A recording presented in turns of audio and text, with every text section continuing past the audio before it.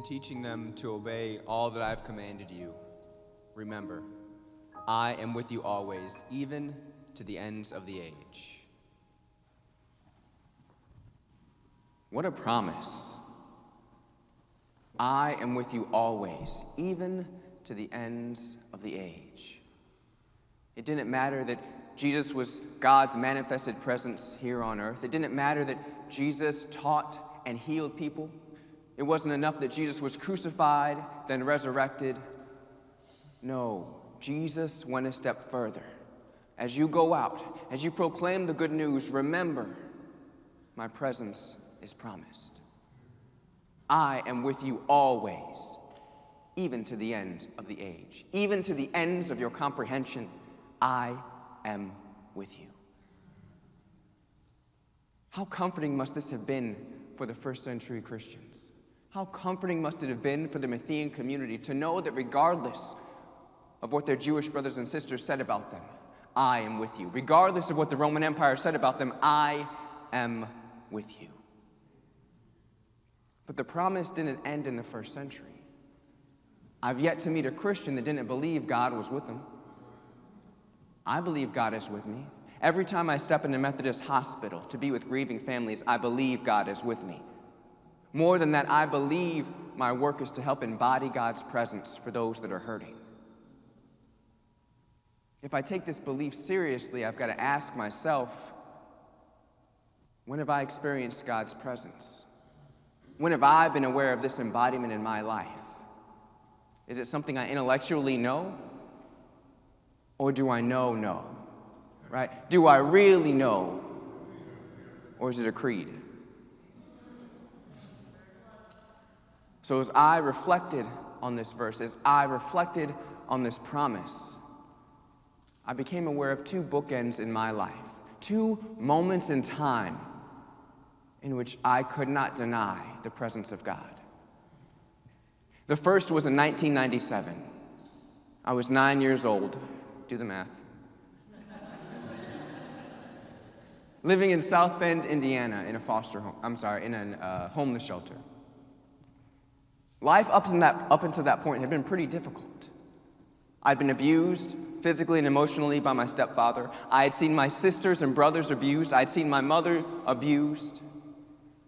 I lived in roach-infested motel after roach-infested motel, worried about whether or not I would eat, and I had to take care of and discipline my own siblings at the age of 9. So believe it or not, living in a homeless shelter in South Bend was actually a step up. Life felt a little bit easier. One Sunday morning, we found ourselves in a church in South Bend, Indiana, and I found myself sitting in the back of a gymnasium that had been converted into a sanctuary on one of those cold folding metal chairs in the children's service. Service progressed. We neared the end of the service, and the pastor on the stage invited those that wished to receive Jesus as their Lord and Savior so they might go to heaven. He said those that wanted to pray with him could come onto the stage and repeat the prayer after him. Now, I'd gone the week earlier. I went on stage, prayed the prayer, didn't feel a thing. So my 9-year-old self is sitting in the back like, I'm good.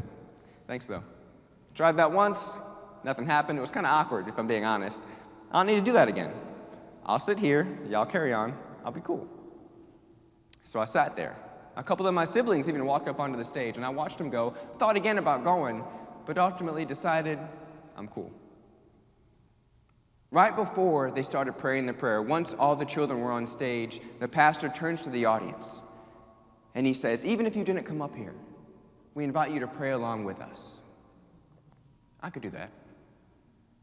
So as he began to pray, I began to pray. Word after word, I recited and repeated until he came to the end of the prayer.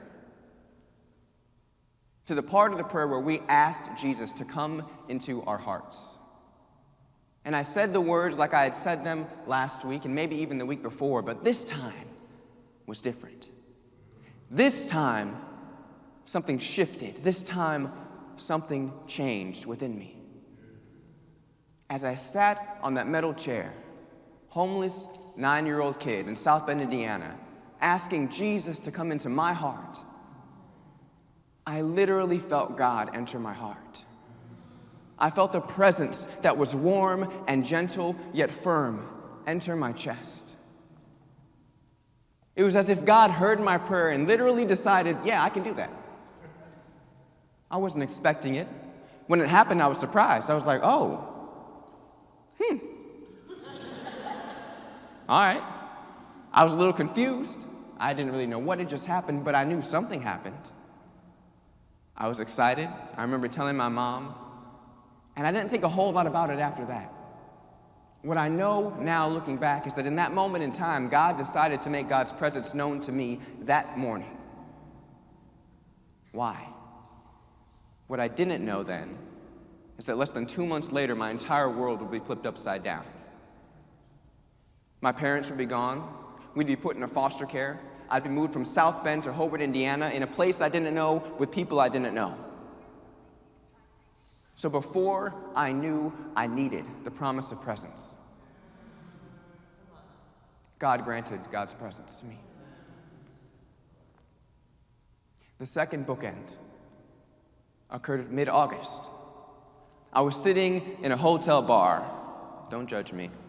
I was sitting in a hotel bar, one of those comfortable little chairs in the corner, talking with two seminary friends. We were shooting the breeze on life, talking about the class we had just finished, catching up with one another. And one of them began to share more of their story with me than I'd heard before.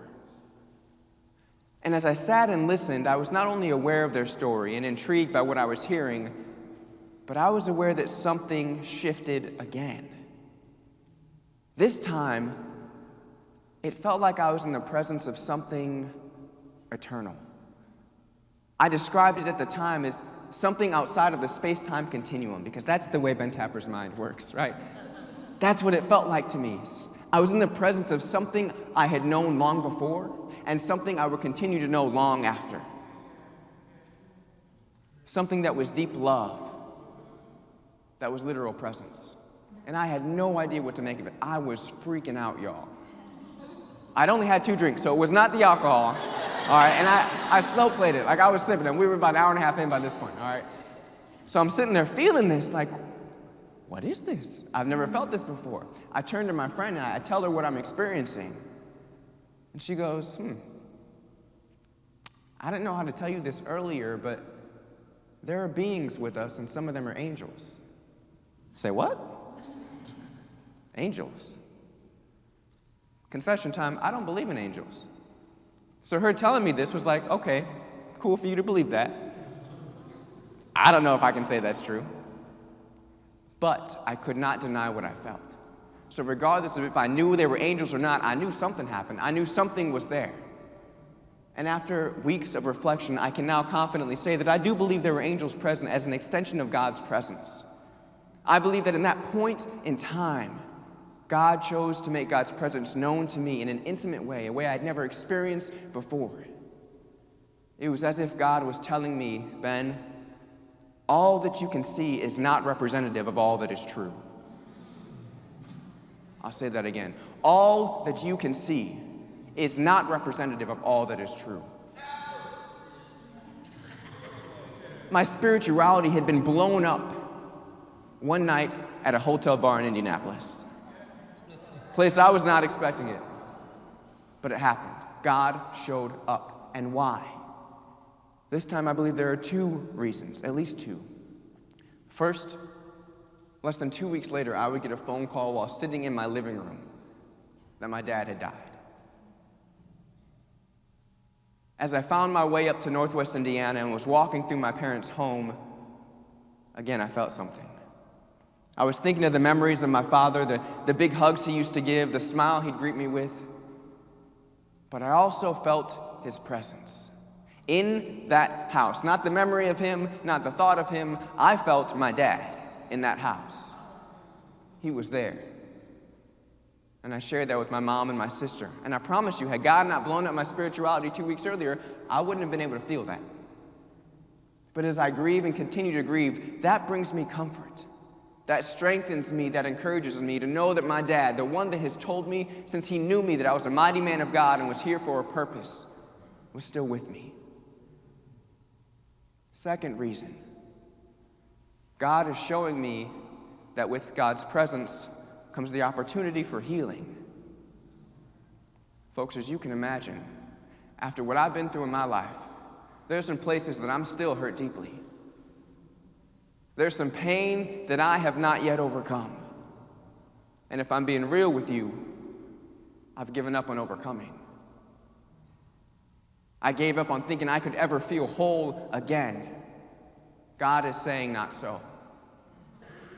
Not so. The place you thought would always scar you, would always mark you, would always make you feel less than, I got more work I want to do. I got more work I want to do. In order for me to experience that work, I have to let go. I've got to let go of the ways in which I try to be in control. Let go of wanting to know and figure out everything. Let go of wanting to try to make people act the way I believe they should act. I have to let go. Let go of being defined by my hurt rather than the identity I had before that hurt was ever there. The identity that God gives me. To experience this deep healing, I have to let go. Sometimes I like to have images in my mind that conceptualize the things I'm trying to figure out. And the image that I've been holding for the last month is of a large river. The river is before me, and I'm beginning to step in, but I'm stepping in carrying baggage in my hands. My fists are clenched. I've got bags in my back and bags in my front, and I'm weighted down as good as I can be weighted down. Slowly walking in. First I'm ankle deep. The water's getting a little colder. Then I'm knee deep. The water's starting to move me and shift me a little. Before I know it, the water has risen to my mid-thigh, and now it's almost hip deep. And I got a choice to make. I can keep trying to walk. I can turn around and go back to where I came from. I can stand there and fight the current for as long as possible. Or I can let go. I can lift my little size 9 feet and let the river take me. Lift them on up. And if I choose to let go, what's going to happen? Y'all ever try to float in a pool or wade into the ocean with your fists clenched and holding on to everything? It don't work very well, does it? It don't. But once I let go, the river's going to take the baggage. The water's going to wash over me, cleansing me, healing me. More than that, the water will remove the obstacles that are ahead of me, and the water will take me where I need to go. I don't know where I need to go. I don't know where the water's going to take me. That's the scary part. But if I'm willing to let go, the water's going to get me where I need to go, how I need to be there. That's the promise of the river. That's the promise of the Spirit. So the question I have to ask myself is, am I willing to let go? Am I willing to come to the river and release so that I can experience not only God's presence, but the deep healing work that God wants to do in me? I bring that question before you today. As I've spoken, I see the faces. I'm sure some of you are aware of areas in your life, moments in your story, times where you've experienced sharp pain, places where the hurt runs deep, maybe places you would rather forget about than see. God's not forgotten. So as you think about those places, and as you're aware of the river of God's presence that is before you, what choice will you make? Maybe over the last week, the constant coverage of Dr. Ford and Judge Kavanaugh has torn you up, reminded you of things you've experienced in your life, ways you felt silenced or belittled or attacked. Maybe ways you're still being silenced or belittled or attacked. Friend, if that is you, hear God's invitation. Come to the river. Maybe your hurt is the hurt of rejection. There are people in your life that have made it clear in no uncertain terms, you're not good enough. And each day you wake up to remind yourself that you're worthy to be loved. Friends, if that is you, listen to God beckon. Come to the river.